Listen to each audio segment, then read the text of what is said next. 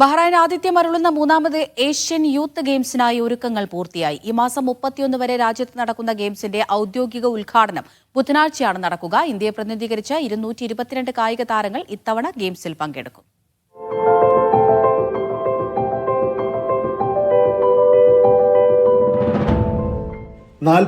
രാജ്യങ്ങൾ, 4300-ലധികം യുവ അത്ലറ്റുകൾ.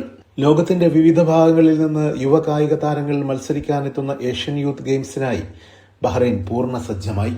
രാജാവ് ഹമദ് ബിൻ ഈസ അൽ ഖലീഫയുടെ രക്ഷാകർതൃത്വത്തിൽ നടക്കുന്ന കായികമേളയുടെ ഔദ്യോഗിക ഉദ്ഘാടനം ബുധനാഴ്ച നടക്കാനിരിക്കെ അന്താരാഷ്ട്ര കായികമേളക്കായി വൻ തയ്യാറെടുപ്പുകളാണ് രാജ്യത്ത് നടന്നത്. ലോജിസ്റ്റിക്സ്, ടീം മാനേജ്മെന്റ്, രാജ്യാന്തര ഏകോപനം തുടങ്ങിയ എല്ലാ മുന്നൊരുക്കങ്ങളും അവസാന ഘട്ടത്തിലാണ്. Athletics, basketball, badminton, volleyball, cycling, handball, taekwondo, ഗുസ്തി തുടങ്ങി 26 ഇനങ്ങളിലായി 2000-ഓളം മെഡലുകൾക്കായി താരങ്ങൾ മാറ്റുരക്കും.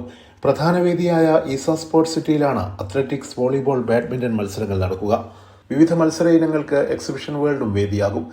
ഏഷ്യൻ യൂത്ത് ഗെയിംസിന്റെ ചരിത്രത്തിൽ ആദ്യമായി ഇൻഡോർ ഉദ്ഘാടന ചടങ്ങും ബുധനാഴ്ച എക്സിബിഷൻ വേൾഡിൽ നടക്കും. ബഹ്റൈൻ നാഷണൽ സ്റ്റേഡിയത്തിലാണ് ട്രാക്ക് ആൻഡ് ഫീൽഡ് മത്സരങ്ങൾ. ഉദ്ഘാടന ചടങ്ങ് ബുധനാഴ്ചയാണെങ്കിലും ആൺകുട്ടികളുടെ ഹാൻഡ്ബോൾ, വോളിബോൾ, കബഡി തുടങ്ങിയ നിരവധി മത്സരങ്ങൾ ഇതിനകം ആരംഭിച്ചിട്ടുണ്ട്. ഗെയിംസിനായുള്ള തയ്യാറെടുപ്പുകൾക്ക് Sheikh Khalid bin Hamad Al ഖലീഫയുടെ നേതൃത്വത്തിലുള്ള സംഘമാണ് നേതൃത്വം നൽകുന്നത്. Siraj Pallikkara, media 1, Bahrain.